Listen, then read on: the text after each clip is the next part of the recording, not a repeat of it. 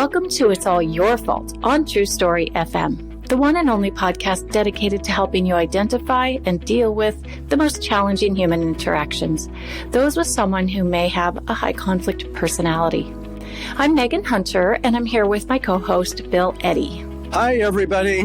We are the co-founders of the High Conflict Institute in San Diego, California, where we focus on training, consulting, and educational programs and methods, all to do with high conflict. In this two-part series, we're discussing what just about everyone in the U.S. has been focused on the past couple of months, the trial of Alex Murdaugh, or as he likes to call himself, Alex Murdaugh. In this episode, we'll discuss aspects of his personality and try to get an understanding of his actions. In the next episode, we'll talk about how his colleagues and others around him were basically conned and how to avoid being conned yourself.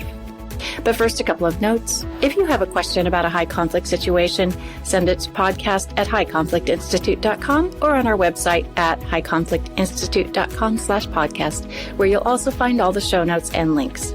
Please give us a rate or review and tell your friends, colleagues, or family about us, especially if they're in a high conflict situation. We're very grateful.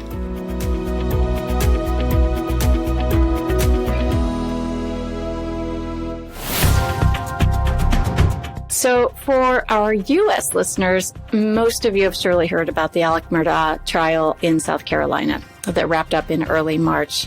I know we have lots of listeners in other countries who may or may not have heard about this case, although it has gained worldwide attention. So first, we'll share a little background for those of you who don't know about it. Alex Murdaugh is an attorney, or was an attorney, he's now a disbarred attorney, in what's called the Low Country of South Carolina. His family went back several generations in this small community as both community-minded members and as the legal powerhouse in a multi-county-wide region as prosecutors and in other aspects of the legal profession.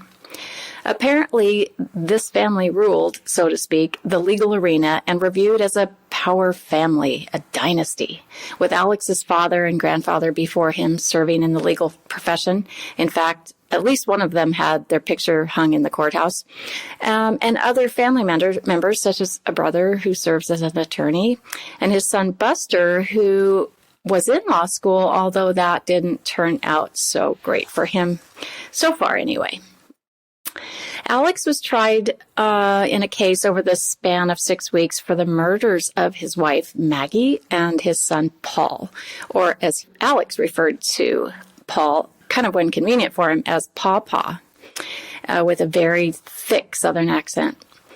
Alex was found guilty and sentenced to 2 life sentences in the South Carolina correction system.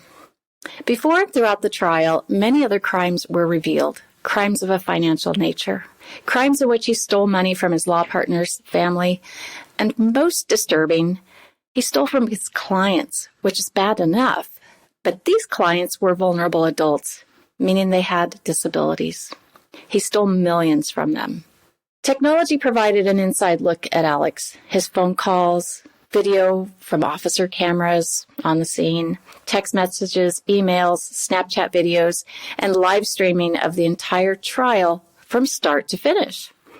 We watched over 70 witnesses testify, heartbroken, disturbed, angry, sad, and then, unbelievably, or was it, Alex himself took the witness stand for 2 days to sob, moan, and explain, or was it con, his way through the questioning.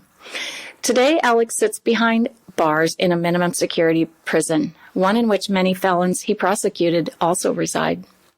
In this episode, we want to talk about his behavior, his personality, and share our thoughts with you. Keep in mind, we're not diagnosing him. We're just talking about our thoughts based on our experience with personality and behavior. So, with all that, let's get started, Bill. There's a lot to talk about here. I think you've watched the Netflix limited series on Alex. Is that the one you watched? Yes, the 3-part series. 3-part series. Okay, yeah, I watched that too. And I'm sure you've seen lots on the news about him and read about him. I watched bits of the trial, much of the final week when he testified, and I watched this Netflix series and lots of post-trial videos from various experts and from those involved in the trial and others in the community, like Maggie's nail technician who did her manis and pedis. Now, because we have expertise in personality disorders and high conflict personalities, it's habit for us to assess his actions and behaviors through that lens of personality and high conflict personality.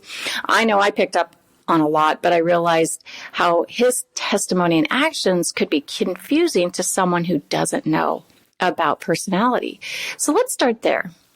Off the top of my head, a few things I noticed were mixing lies with truths, admitting lying to just about everything while he was testifying on the stand, but claiming to be telling the truth now as he looked the jurors in the eyes and saying things like, I would never harm my wife or my child, said with, the best acting voice and, facial expression and language and all of it.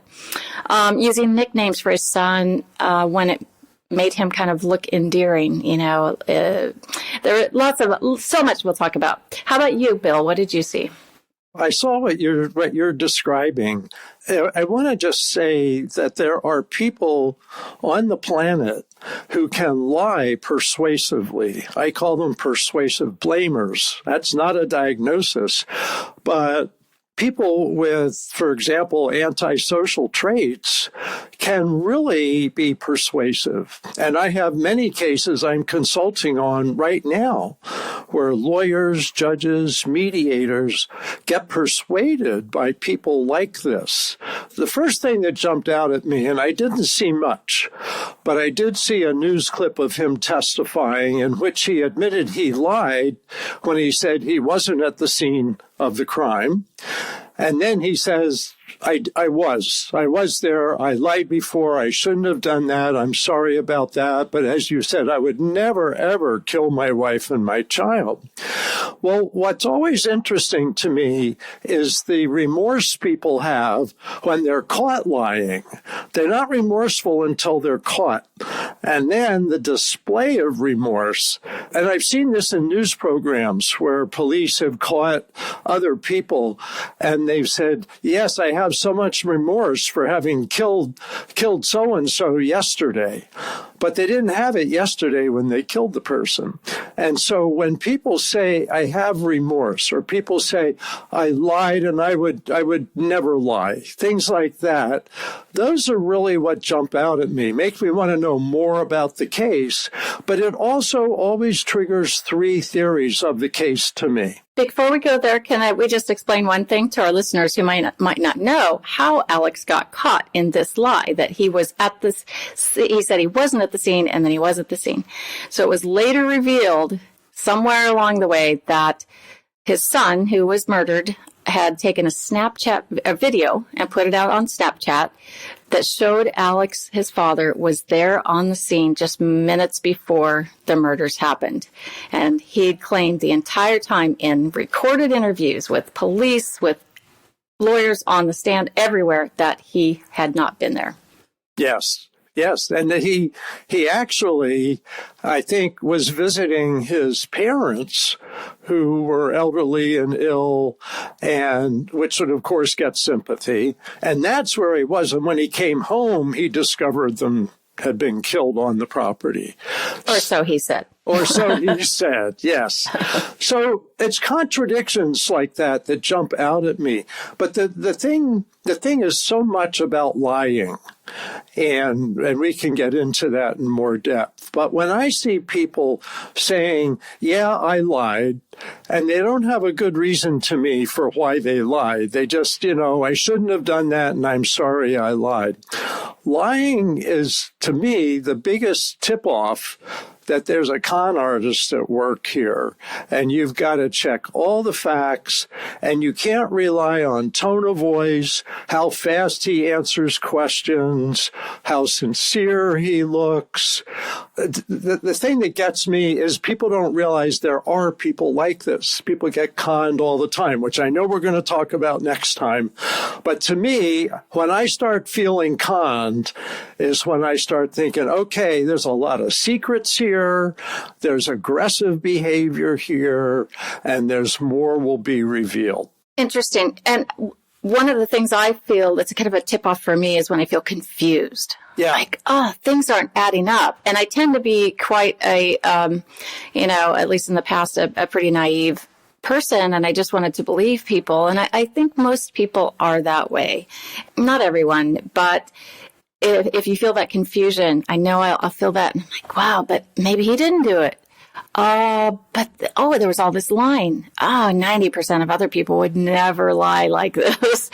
Okay. Now that we could be dealing with a con artist here.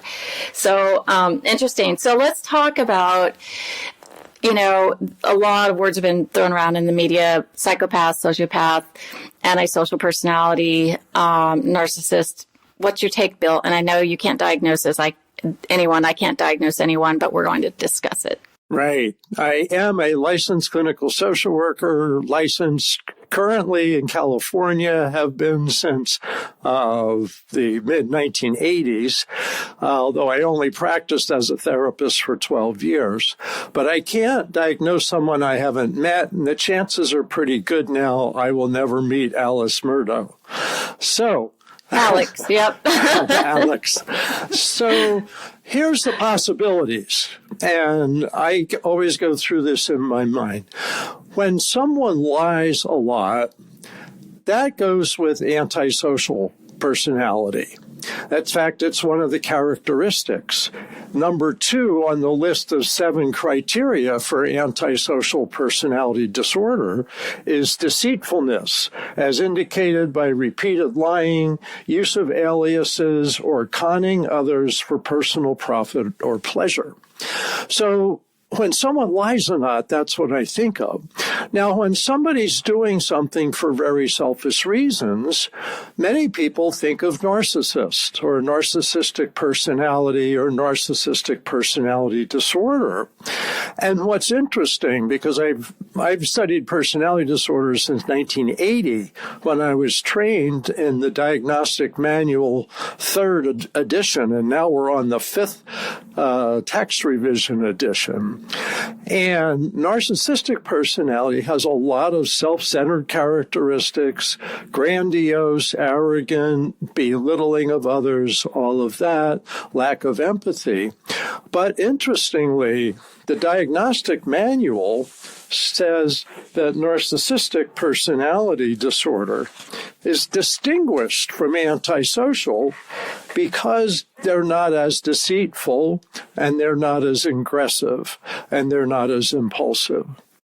Now, narcissists can be deceitful, but it's not the fundamental pattern.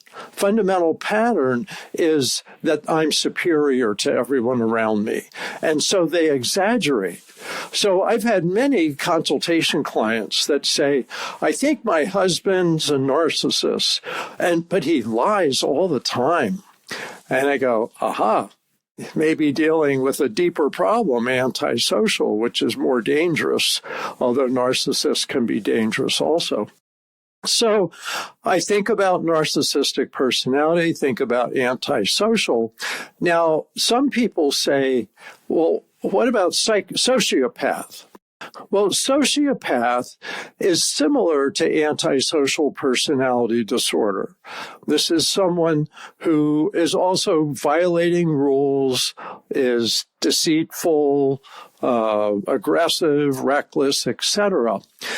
The subtle difference that some people say is that a sociopath may have empathy for their family, whereas an antisocial personality very likely not to have empathy for their family. So think of mafia guys who go, I'm standing by my wife and I'm standing by my children, but I'm happy to mow down half the community if they disagree with me. And so they may have 20 murders under their belt, but they actually may care about their family a little bit. So that may be the narcissist. The sociopath. The sociopath. Okay. Yes. Because I want to talk about this when you're done. Antisocial personality and sociopath are fairly equal. Psychopath is like a quarter of people with antisocial personality. And this is not a technical diagnosis, but it's one that's used a lot in looking at the criminal population. And psychopaths seem to have more aggressive energy, more enthusiasm for harming others. They have poorer behavioral controls. They have a higher need for stimulation, so they need to be excited. Pathological lying, they may go even farther than the normal antisocial. Failure to accept responsibility for their actions, short-term relationships, juvenile delinquency, criminal versatility, all of that. But let me back up on the empathy thing. Narcissists may have relationships, but one of the characteristics is lack of empathy. Antisocial, one of the characteristics is lack of remorse. Sociopaths mostly lack remorse, though they may have some empathy for their family. Psychopaths are the most extreme, and they may really enjoy, like serial killers are often psychopaths. So we've got 4 possibilities here that come up in my mind in thinking about Alex. Okay, so let me run this past you. I noticed in the trial that, that when he was on the stand, it was just, I love my family so much. I would do anything for my family. I would never hurt my family. There were those in the courtroom who said that the tears weren't there, but there was a lot of, snot coming out of his nose, to be very, very blunt. But others did say, yeah, I actually did see some tears in his eyes on occasion, but it was interesting. Now, this man who comes across to the community for years as this wonderful community, civic-minded individual and family man, and he's, that's wife and 2 sons and the family legacy and all of that. What I noticed, as much as he talked about his love for his sons, when he was found guilty at the end of the trial, when he was escorted from the courtroom, he did not look at his son. The next morning, when he was sentenced to 2 life terms in prison, his son was sitting in the courtroom. Now, mind you, the son's in his mid-20s. He's a young man. This is his father. He's lost his mother and his brother. Alex did not turn and look at his son when he left the courtroom. Now, I think most people in the world would turn and look at their son and say, I love you, or I'm sorry, or give a smile, or something, right? Yeah, but you're talking about people that have empathy and remorse. And I think what you're seeing really reinforces the idea. To him, it was all about him. There's no one he disappointed, no one he hurt in his mind, because he's not even thinking about that. That's what we see with these extreme personalities. So I think this may be another indicator of how much it really was about him and his sons, his wife. They're just like specks on the wall to someone who's all consumed with his own power, image, and life. Now, one thing to throw in here, and I don't know if you have thoughts about it, is his opioid addiction. If that played a role... Yeah, I forgot to mention that. Yeah. That can make people antisocial in their behavior around the substance. In other words, that becomes, people steal from their parents who they love. People who don't have personality disorders steal from their parents who they love to support an addiction. So I don't know what part that may have played, and I don't know whether he was still using opioids at the time of the trial. But that can also influence people's social behavior significantly. On that opioid use, I heard a journalist break down he calculated out how many pills Alex would have had to have taken based on the claims he made of money he spent on pills, on illegal I guess they were prescription substances, but he was taking them without prescription, and claimed to have this opioid addiction. There seems to be some testimony to support that he did have an addiction, but this journalist calculated, and he said it would have taken 114 years to take all those pills, And so, okay, that's unrealistic. And if someone's taking this much mind-altering drugs, right? Yeah. And he claimed to be spending $50,000 a week, U.S. dollars, on illegal drugs, and taking them. How could he function? How do you function as a lawyer, as a human? It doesn't add up. It's interesting about substances and addictive substances, and opioids are some of the most highly addictive. They're like heroin, only more so, is that you develop a tolerance to them so that you need to take more to get your effect from it, and the higher your tolerance, the more you actually can function.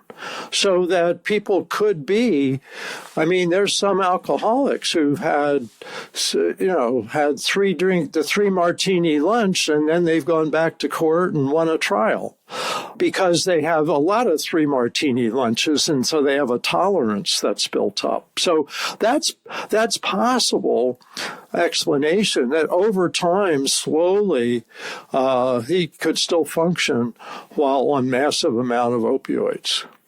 Interesting. I really suspected that he used his addiction as an excuse for his actions. I think so. Quite a lot, yeah.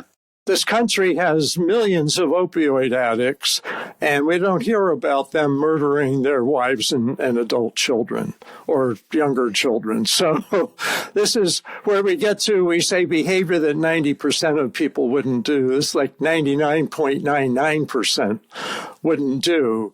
This isn't, to me, opioid. This is, to me, a personality disorder. Which one? I can't say. Yeah. Now, back on the family and empathy and remorse, I wondered, can this man both love his family and kill his family? Because there were many expressions of love. I listened to phone conversations, recorded conversations between he and his son Buster.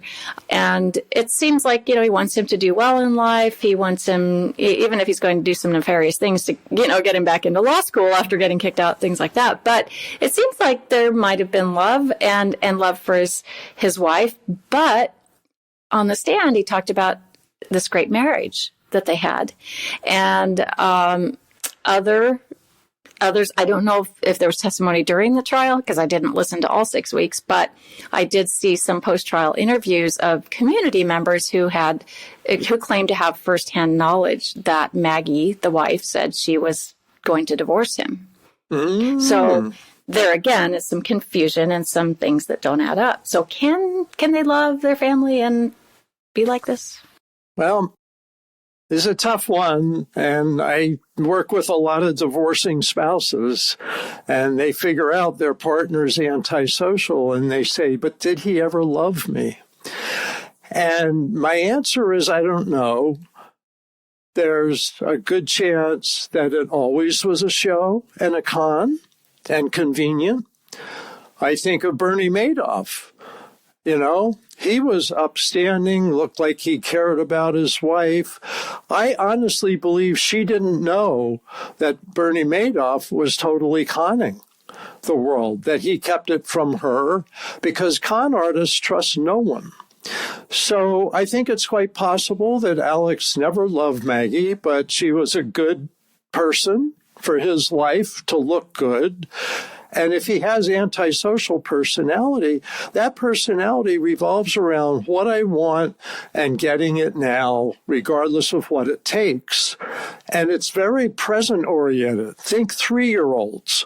3-year-olds demonstrate what you could see as an antisocial personality. Because Mommy, I want it, and I want it now. I have a 3-year-old grandson, so yes. Yeah. Fortunately, 99% or 96% of people grow out of that. But the idea is it's possible that he never loved his sons, never loved his wife, and his life was a con. And it may be possible for some who have it less severely that they do care and love their wife and their son, even though they're antisocial, but they have a less severe dose of it. Interesting. Let me add something here in defense of narcissists. Okay. Narcissists do seem to care more, and narcissists I've dealt with, I think, did honestly love their wife and love their children, but they're mostly love themselves. And that's what you see there. But you may see them have some love, but lack the empathy to back it up. And a lot of it is, I love how you love me, is the message that they fundamentally may have. But they care what you think of them. Antisocials don't care what you think of them. Oh, interesting. Okay.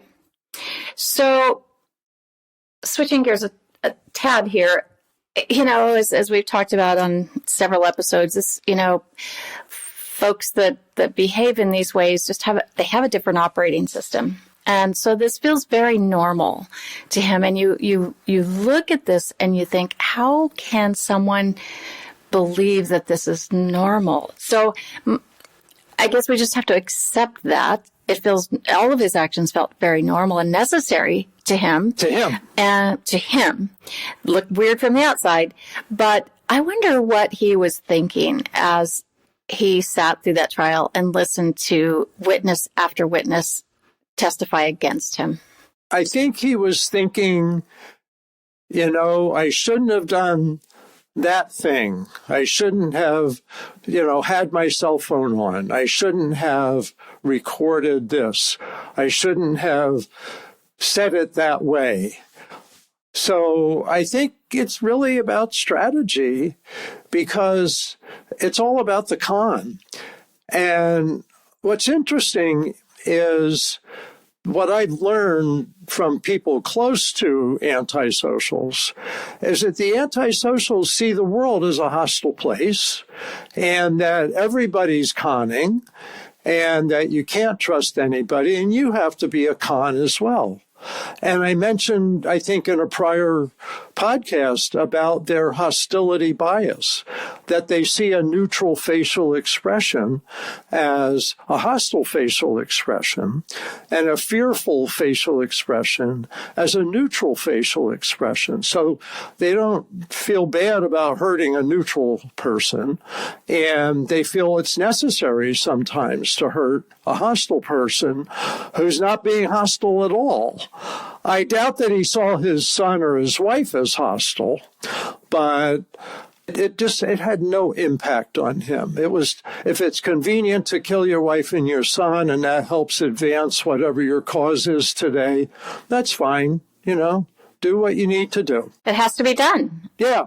It has to be done. Yeah. It's, and thinking about that a little bit, on the actual day of the murders, they were committed at night, but his wife was out of town at their beach house, an hour or so away, and he called her, and in the words of I think maybe the prosecutor or someone else, I can't be certain, that he lured her to the house. He convinced her to come back to what they call the Moselle property, where they have a large, farm and hunting and fishing and things. So she wouldn't have ordinarily been there. And he brought her there.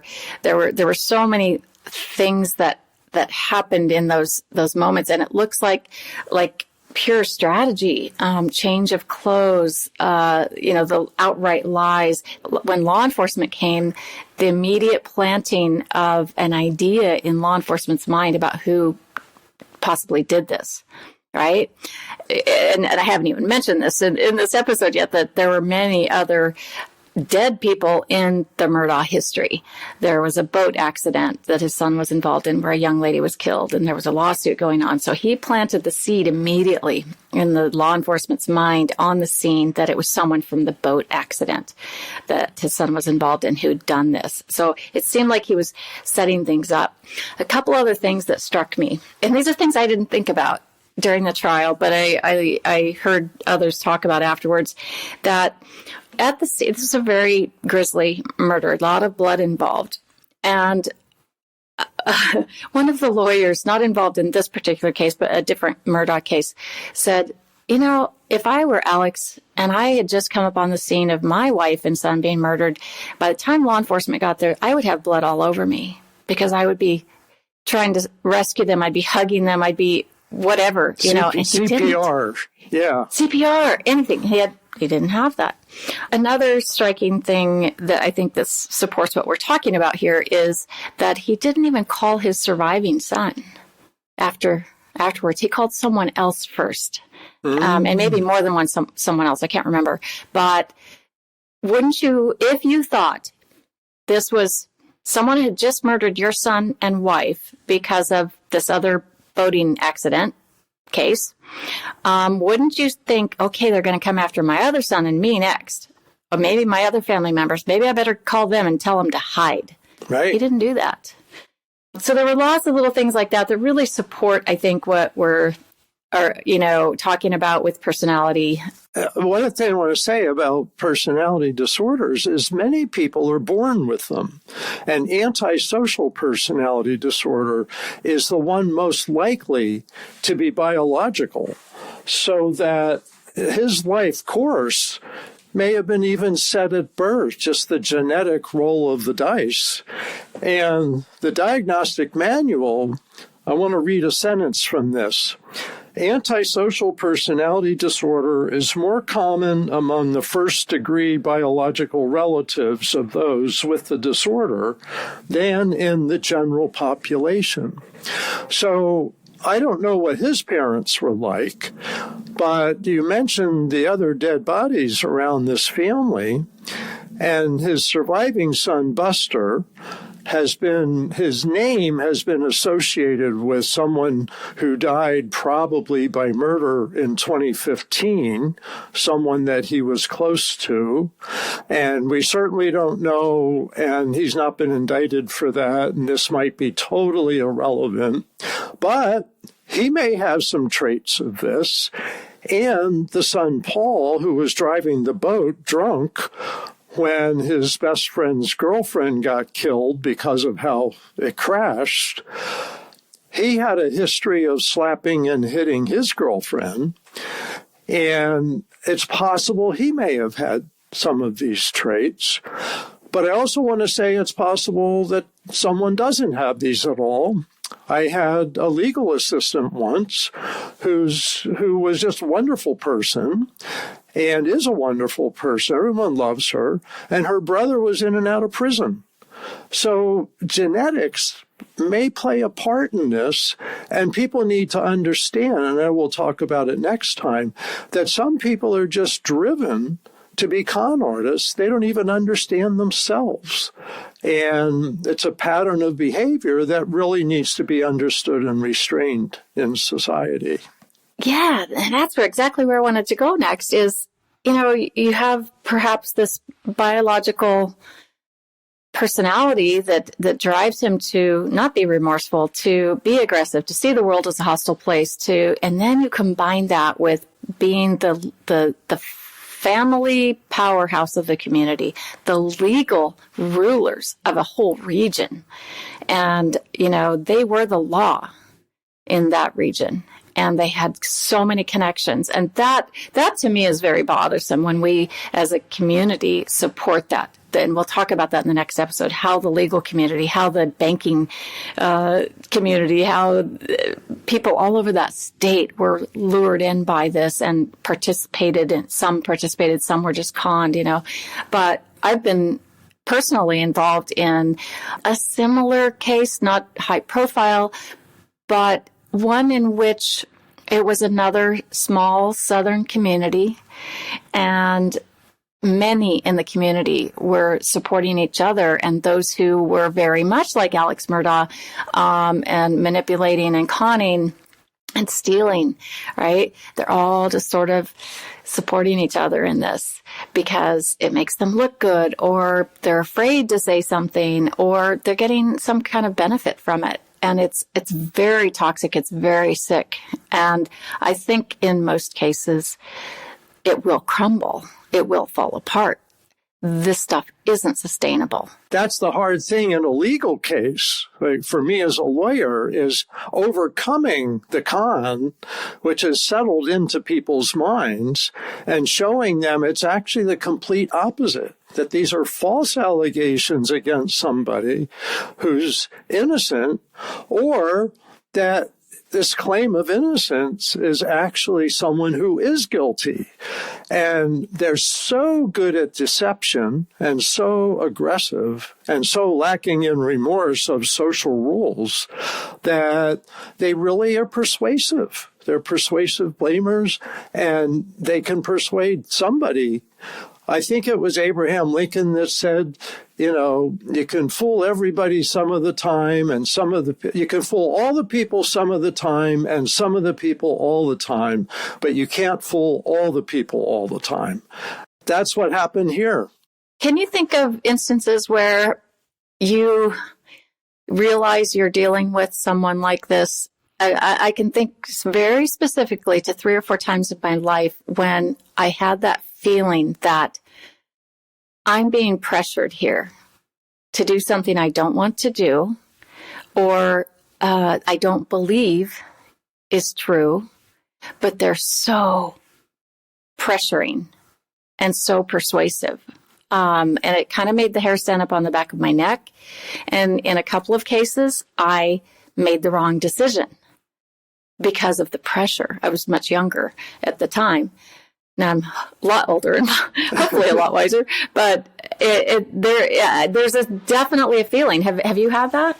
Yeah, and I would say again, in my younger years, I certainly think back to some times in junior high school and high school where people persuaded me to do things that I kind of was hesitant about, and then afterwards, absolutely should not have done that thing. I think that's when people try out drugs, young people, is they don't want to. It's, oh, come on, just this once, and they end up having a problem. So I think as human beings, we're biased towards trusting people. That's how we're strong together. And if you meet a stranger, you believe them on the surface. Why disbelieve? And especially a stranger in need. Good Samaritan, aren't we taught that we're supposed to help people in need?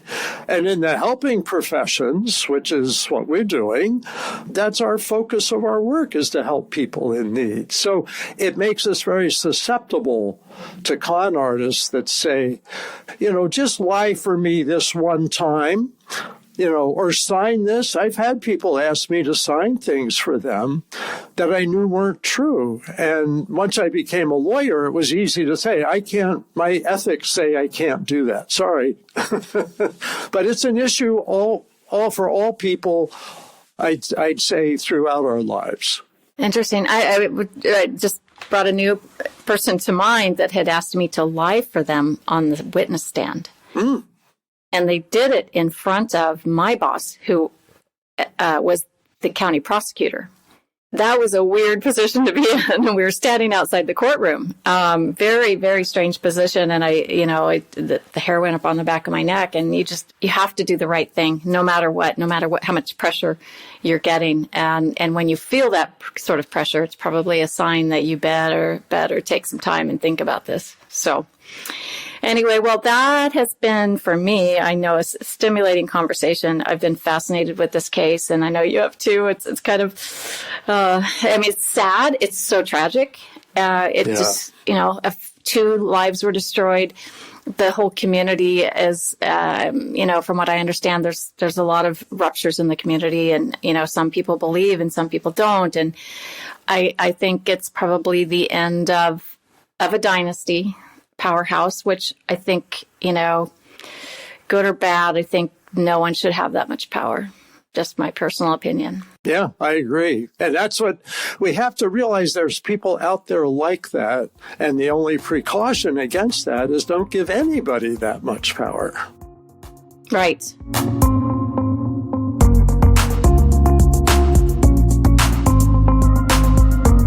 So we'll wrap this up today, and thank you for listening. Be sure to tune in next episode where we'll talk about, how the people close to Alex Murdaugh were conned and how you can avoid being conned. I think you'll find it pretty fascinating.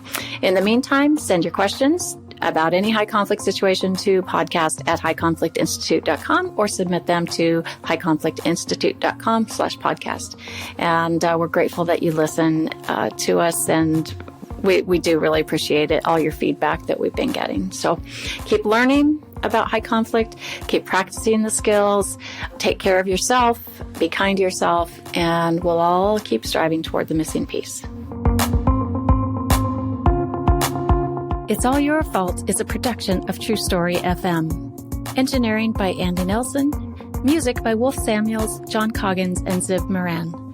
Find the show notes, and transcripts at truestory.fm or highconflictinstitute.com/podcast. If your podcast app allows ratings and reviews, please consider doing that for our show.